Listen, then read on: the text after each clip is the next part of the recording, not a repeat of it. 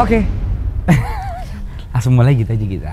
Mega, thank you loh udah mampir. Sama-sama, thank you udah ngundang nih, kebetulan gak ada kerjaan gue bang. Pas dong. Pas banget. Pas dong. Gue tuh tahu cerita lu keren banget ya. Apanya yang keren? Keren lagi, maksud gue kayak lu dari pang. Kan sekarang banyak anak pang yang pang-pangan nih. Kalau lu kan pang street. Street bisa dibilang. Maksud gue berarti lu hidup di jalanan. Hidup di jalan. Sampai akhirnya titik lu sekarang udah berhijab, udah jadi orang bener kali ya? Alhamdulillah. Insya Allah sih baru belajar. Baru belajar. Nah, yang seru dari lu tuh, gue tuh dari dulu penasaran banget kalau ngobrol sama anak pang. Bukan pang yang dengerin musik pang ya. Pang yang bergaya hidup pang. Nah, lu menjalani kehidupan pang di umur? Di umur SMP gitu. Betul lu udah Badung SMP ya? Iya, nggak Badung juga sih sebenarnya. Kayak lebih pengen mandiri aja gitu. Kenapa nggak BCA? Enggak. Waduh, itu bank ya? Oke, atau BNI? Mandiri lebih murah gitu potongannya. Oke. Lu berarti SMP awalnya gimana tuh? Gue pengen jadi anak pang gitu? Enggak gitu juga. Oh nggak gitu? Enggak tiba-tiba bangun langsung gue pengen jadi anak pang, enggak gitu. Oh nggak gitu? Ada ceritanya? Ada ceritanya. Apa ceritanya? Ceritanya apa ya? Keluarga tuh kayak keluarga menengah ke bawah gitu. Iya. Jadi yang gue buat sekolah aja nih beli buku tuh susah gitu, nggak bisa. Oke. Terus gue di situ mikir gimana caranya gue bisa beli buku tanpa orang tua gue terbebani gitu bang. Oke. Jadi akhirnya gue nyoba tuh ngamen. Temulah tuh sama segerombolan orang yang biasa disebut pang kan. Terus gue nanya, gue takut kan ntar gue tiba-tiba ngamen ternyata wilayah dia. Gue nanya dulu dong, bang ini kalau gue mau ngamen boleh nggak nih, ini gimana sih caranya? Sebenarnya gue pengen beli LKS, beli buku. Waktu itu gue pakai seragam sekolah tuh emang. Terus ternyata orang-orang yang menyeramkan itu baik-baik banget. Oke. Iya. Biasanya emang gitu tuh. Yang bentuknya serem malah baik. Yang bentuknya baik ya malah Oke. Jadi lu ngamen ditemenin sama orang itu. Lu kalau mau beli LKS saya gue temenin, karena kan nggak mungkin gue sendiri tahu-tahu ngamen, gue ngapain kan. Akhirnya ditemenin tuh. Sama anak-anak itu. Oh, itu awalnya. Iya, awalnya. Tapi berarti motif lu itu hanya ingin mengamen untuk membeli LKS. Iya. Karena kekurangan biaya. Iya. Oke, akhirnya lu ngamen tuh. Jeng. Ketemu anak pang. Oke. Menjalani hidup pang. Tapi lu lulus SMP, apa lu malah terjerumus ke pang-pang itu?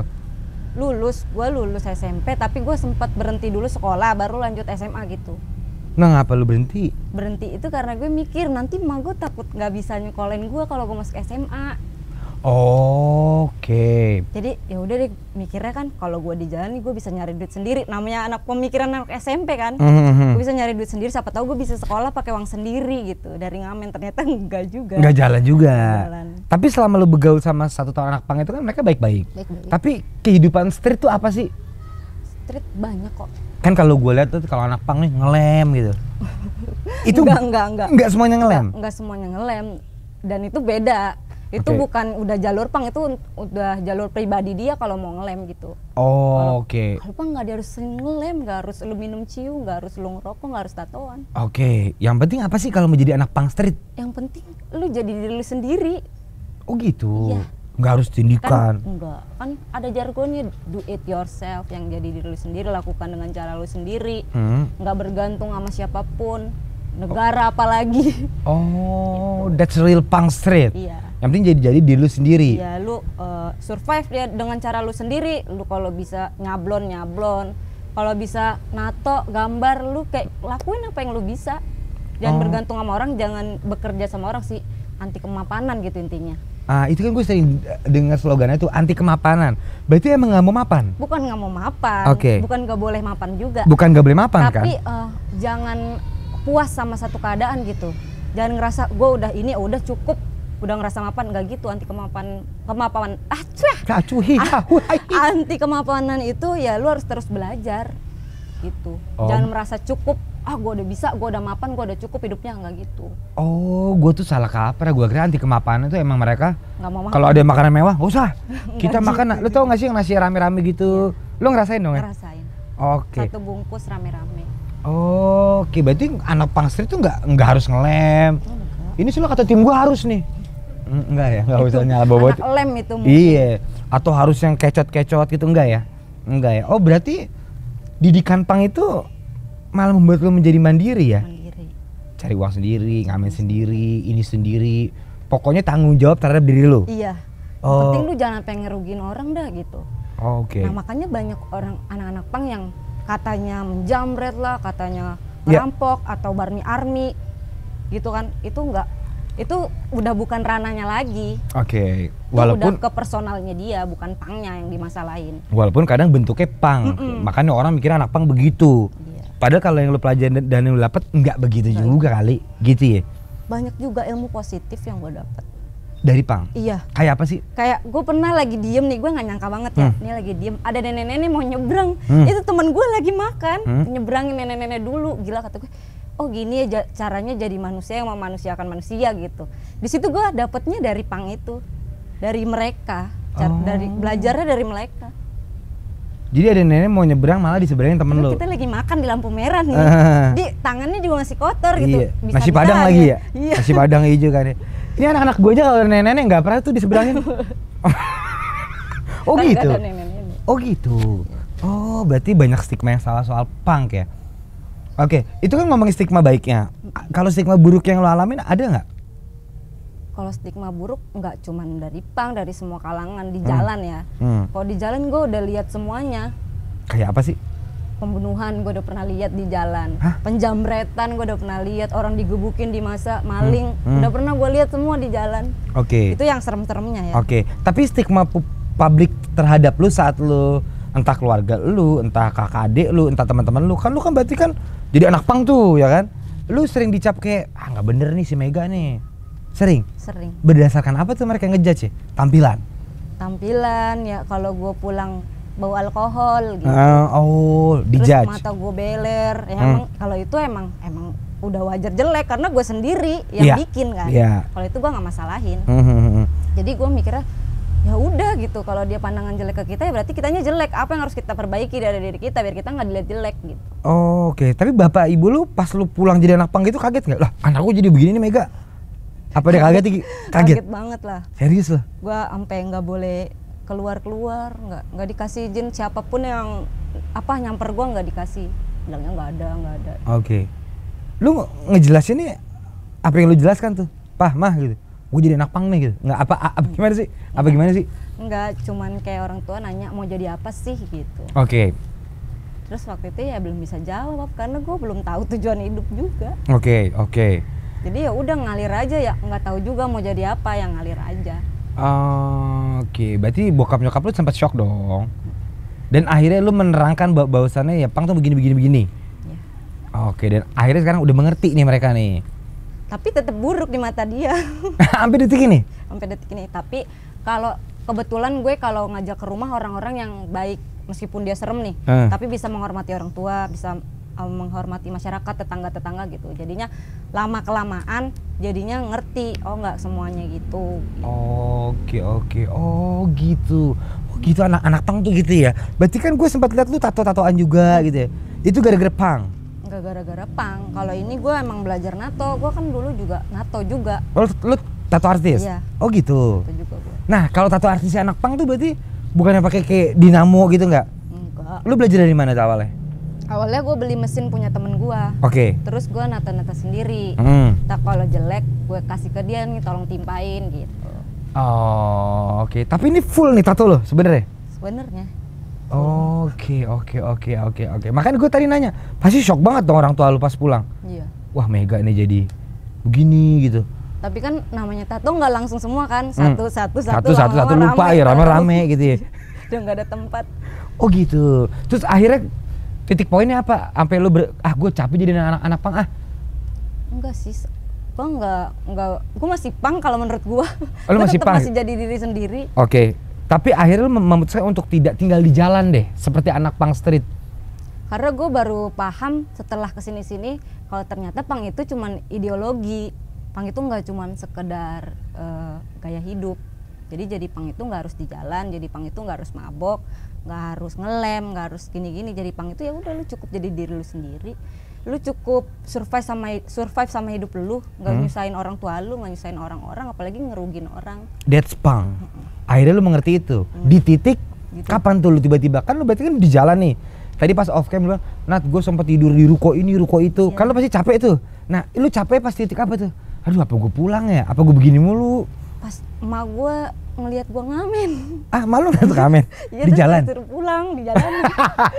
Mega pulang lu jadi apa? Diseret di jalan, ya Allah. Sumpah lu? Beneran. Lagi dengeng sama teman-teman lu ya? Tapi nunggu satu lagu gitu.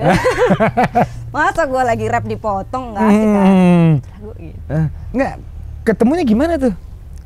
Kayak emang udah nyariin selama gue di jalan itu, dia emang nyariin terus. Setiap hari dia nyari, nggak pernah ketemu. Akhirnya ketemu waktu itu, langsung diajak pulang. Ditanyain, lu masih mau sekolah nggak? Gitu. Terus kemantapan hati gue ngomong, mau tapi nggak mau nyusahin orang tua gitu. Oh, lu mulia juga ya? Waduh, udah kayak hotel mulia. Oh gitu? Iya, logam. Oh, tapi lu ngomong? Gue pengen sekolah mah, tapi gue nggak pengen ngerepotin lu. Iya, terus kata nyokap gue, ya udah ada solusinya, tenang. Ya udah, dia datang ke rumah saudaranya tuh. Orang ada lah, gue disekolahin di situ. Oh, ya, akhirnya suruh, tapi lu rajin-rajin lu di sini, jangan bikin malu gua gitu. Kata mak lu. Akhirnya lu tetap malu-maluin kan? Enggak lah. Oh, enggak lah. Yang penting gue rajin deh, bangun pagi ngepel nyapu lah gitu. Yang penting gue sekolah kan mikirnya. Udah pas gue sekolah itu gue baru mulai belajar tuh, searching apa sih ini sebenarnya yang gue jalanin selama ini gitu. Udah bener belum sih gue? Gitu. Terus gue baru belajar, oh ternyata nggak harus gitu, baru tuh gue ngerti dikit-dikit. Oke. Wah, gokil. Akhirnya gara-gara mak lu nyeret lu sekolah lu tong gitu ya. Lu bener sampai sekarang jadi bener nih. Akhirnya lu memutuskan untuk enggak sampai sekarang jadi bener. Masih enggak bener lu ya? Ada fase-fasenya yang gue naik turun. Naik turun itu gimana? Naik turun kayak masih, ntar gue ke jalan lagi, ntar gue vakum lagi, ntar gue ke jalan lagi gitu. Oh, yang membuat lu kangen ke jalan tuh apa sih? Persahabatan? Orang-orangnya, lingkungannya. Orang-orang itu seru ya? Seru banget. Kayaknya ini banget ya, sobi. Iya. Dia nggak mandang lu anak orang kaya, lu anak orang miskin, lu Kristen, lu Islam, lu punya banyak duit, lu nggak punya, lu orang Cina, lu orang mana, kagak ngaruh ya? Gitu. Kita semua sama, rata, setara. Oh, itu yang membuat lu kangen. Iya. Sampai saat ini lu masih kontak-kontaknya nggak sama teman pang lo? Masih banget. Dan dia support nggak dengan penampilan lu yang sekarang udah berhijab, udah ya ibaratnya lebih lurus daripada dulu. Udah punya, ibaratnya dulu tidur di jalan, lu udah misah, mereka masih suportif? Masih, dan sekarang juga jarang juga yang di jalan, sekarang udah pada ngontrak juga karena Satpol PP kan, usir-usirin, tangkep nanti. Enggak, emang pada masa itu beneran tidur di jalan? Beneran, orang gue ketangkep Satpol PP sering. Iya. Sumpah lu? Serius. Jadi lu bangun tidur nih, tiba-tiba pas melek udah ada Satpol PP, pulang lu gitu? Enggak apa lu kabur? Gue lagi ngamen, biasanya. Ditangkep apa sih, sampah masyarakat gitu-gitu, ditangkep-tangkepin pokoknya. Sering bentrok sama Satpol PP gue. Makanya gue jago lari sekarang. Oh, karena udah sering cabut lu ya. Lu udah kayak waria ya, lagi digerebek ya. Wurut gitu langsung ya. Oh gitu. Berapa kali tuh lu sama Satpol PP? Sering banget tuh? Kalau masuk kantornya cuma sekali, kan keseringannya lolos nggak dapet dia. Oh, gue mau tahu deh. Kalau masuk kantor Satpol PP tuh ditanyain apaan sih? Punya rumah apa enggak, punya orang tua apa kagak, mana KTP-nya gitu. Lu punya semua tuh? Punya rumah, punya orang tua, KTP waktu itu belum punya. Oh, terus ditelepon gak tuh pas lagi tangkap? Gue telepon ya sama bapak lu ya? Iya, ditelepon keluarganya, tapi waktu itu kan gue nggak punya HP, nggak inget nomor siapa-siapa. Oh, oke. Ya udah, ntar dia dilepasin aja nanti, seminggu 2 minggu dilepasin di tempat yang jauh gitu. Oh. Sekarang gue tangkapnya di Tangerang, ntar dilepasinnya di Depok gitu. Oh. Udah ya, jangan ketemu gue lagi lu gitu. Kata Satpol PP, tau-tau ketemu lagi ya. Lu lagi. Terus ntar Satpol PP-nya bilang, gue mau razia nih, lu pergi dulu gitu. Oh, udah cincai. Awas kalau gue liat muka lu lagi ya gitu. Oh gitu. Akhirnya lu merambah dunia stand up comedy. Itu kan aneh banget tuh, dari ngepang, tatoan, tiba-tiba komedian. Itu dari mana tuh? Dari gagal rumah tangga jadinya. Oh, gagal rumah tangga? Ya, jadi stand up komedian. Stand up komedian. Tapi sebenarnya mau gua angkat itu di stand up komedi itu berhijab tapi bertato waktu itu. Berhijab? Gua punya materi itu. Oke. Cewek tatoan pakai hijab tuh. Kan itu stigmanya di masyarakat buruk banget, aneh gitu. Beda dari yang lain kan. Ya. Tadinya gue mau angkat itu, tapi ternyata pas gue bawain materi tentang rumah tangga yang gagal, malah yang naik itu. Jadi rumah tangganya gagal. Iya, jadi gue ngedalemin itu. Jadi gue sekarang terkenalnya personanya janda kalau di stand up. Oh, gitu. gitu. Padahal yang mau lu bawa tadi berhijab dan bertato. Iya. Malah yang masuk kegagalan rumah tangga. Orang kemakan yang itu tuh. Iya, kemakan yang itu. Tapi lu sedih nggak kadang-kadang? Kok kegagalan gue malah diketawain sih? Enggak, gue seneng udah berdamai gue. Udah. Oh, udah santai nih ya. Berarti lu single mom ya? Iya. Keren. Lagi nyari jodoh nggak? Enggak. Jomblo nih. Iya. Ya. Oh gitu. Lu gugur di peringkat 6. Oke. Kalau nggak, ntar lu tetap aja gue masih penasaran. Kok lu tiba-tiba bisa pingin stand up sih? Maksudnya lu berarti di kaca? Apa lu nonton acara? Wah, gue kayak juga lucu deh gitu. Jadi gue pas gagal rumah tangga tuh hidup gue suram banget dah pokoknya. Berantakan lagi nih. Ya ngulang lagi berantakannya ya. Terus kakak gue ada nih, kakak gue. Nah, dia tuh ngeliat gue sedih mulu kali ya. Terus dia bilang dia waktu itu nontonin Suci 7 tuh. Suci 4, Bang Jawin, Bang David gitu. Dia kasih tahu gue, nih lu biar nggak sedih-sedih nonton nih stand up. Saya gue nonton. Dari empok lu nih? Iya. Lu tonton? Lama-lama gue suka gimana caranya biar jadi kayak gini. Gue ngeliatnya dia kok kayaknya cuma ngeluh-ngeluh doang lucu gitu. Kayaknya nih keresahannya tentang personalnya dia tapi lucu gitu. Ya udah akhirnya gue nyari komunitas tuh. Dapet komunitas, gabung, diajarin sama senior-senior. Terus audisi Suca langsung masuk lolos. Wah, gokil. Iya gitu. Dan materi lu itu sebenarnya juga keresahan lu ya? Oh, keren banget. Berarti semua gara-gara empok lu nih ya? Empok lu ngasih, lu kepengen. Lu belajarnya gimana tuh? Ya lu ngetes-ngetes aja gitu di depan kaca? Enggak, jadi gue waktu dulu itu punya diary. Oh, diary gitu ya? Iya, diary yang gue ceritain keluh kesah gue tuh. Jadi pas gue mau jadi anak stand up, ini gimana ya biar jadi lucu nih yang sedih-sedih. Terus gue kasih ke senior gue, oh diginiin. Jadi baru dari situ gue mulai ngerti. Gimana caranya yang sedih jadi lucu gitu. Oh, tragedi menjadi komedi. Anjing, gue so stand up banget gue, kayak ngerti aja gue. Gitu. Oh gitu. Gara-gara kakak gua, makanya sekarang dia minta jadi manajer, biar dapat 20%. Iya. Oh gitu ya. Tapi begitu lu keluar Suca kan lu kan berkarakter banget ya. Maksud gue berhijab, mantan anak pang, tatoan gitu ya. Stigma publik terhadap lu sekarang udah mulai aman? Apa masih kayak ini orang apaan sih? Tato-tatoan berhijab gitu? Apa udah clear? Ya masih ada lah pro kontra. Tapi gue nggak pernah peduli. Mau orang ngomong apa tuh, gue gak peduli. Lu kan udah pernah menceritakan kisah ini ke beberapa orang lain ya. Banyak yang kesel gak sama lu? Lu apaan sih lu gitu? Yang bener dong jadi orang, ngajarin orang gitu. Apa lu malah semakin lu terbuka, semakin orang kayak ngertiin lu? Kalau orang itu cara ngomongnya yang bisa gue terima, gue akan malah seneng. Cara ngomong dia baik, gue juga mencernanya pasti baik gitu. Gue bakal memperbaiki itu. Kalau gue salah, oh ya apa yang harus gue perbaiki nih. Tapi kalau orangnya cuma ngejudge doang, terus dia nggak ngasih solusi biar gue nanti kayak gimana ke depannya, gue nggak gue gubris. Oh, tendangnya orang kayak gitu ya? Bodoh amat. Iya. Oh gitu. Oke. Ini pertanyaan sering banget diajukan ke gue sih, karena gue juga tatoan, soalnya hidup gue berantakan. Padahal ya emang berantakan.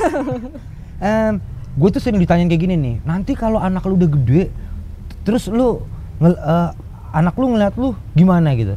Nah, kalau gue balikin ke lu ya, lu gimana? Anak gue udah gede lagi.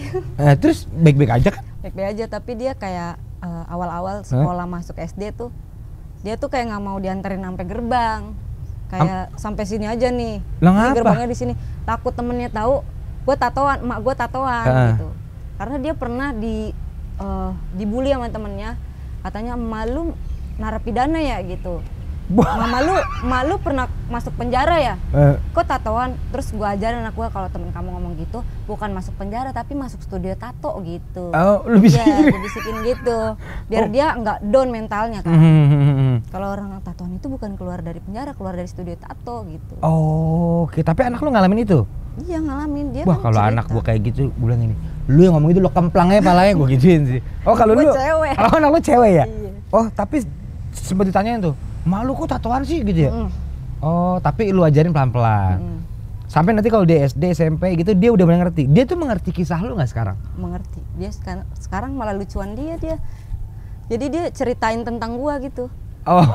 Kalau di rumah dia suka ngejokes sedikit lah. Jokes apa sih? Tipis kayak emak gua janda gitu-gitu. Tapi yang bisa bikin ya cuman keluarga doang gitu yang ketawa tapi lucu. Karena kan nggak punya bapak, kalau punya bapak mah disuruh beli rokok kayak gitu. malah irit ya. Iya gitu. Oh gitu, wah keren banget. Oke, sekarang lu mutusin untuk lebih religi dan lagi belajar dan berhijab. Itu titiknya apa lagi tuh?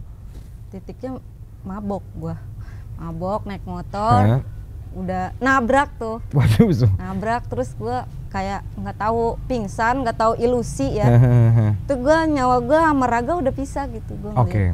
Akhirnya gua kayak wah udah nih kayaknya nyawa gua udah nggak lama nih gitu. Iya. Akhirnya abis dari situ gue mulai berkaca sih, memperbaiki diri aja. Walaupun masih belum sepenuhnya. Iya. Walaupun belum sepenuhnya, tapi lu at least lu mencoba lah ya. Mencoba. Kayaknya udah saatnya gue jadi bener berhijab, mencoba belajar agama walaupun belum amat.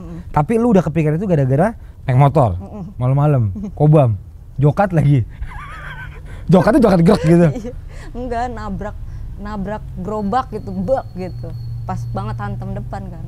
Oh, motornya sampai hancur. Lu tuh kayak tipikal orang yang harus kena batunya dulu ya? Iya. Ya kan? Jebur dulu baru, bener. Oh, tahu gue orang kayak gitu. Mirip kita. Oh gitu. Iya. Harus diazab dulu kayak. Harus diazab juga sih. Harus disentil dulu ya, baru gue nyadar nih gitu ya. Oh gitu. Terus planning lu apa lagi di tahun ini? Selama pandemi lu ngapain aja? Nulis, mau buat special show stand up comedy. Oh, keren banget. Semua tentang tato, tentang hijab, tentang anak, tentang broken home. Iya. Itu pengen gue jadiin special show. Sekarang itu jadi materi lu ya. Oh, oke. Kapan? Gue mau nonton dong. Lagi nggak tahu sih, mudah-mudahan sih awal tahun depan. Oke. Ini udah berjalan menulis materi.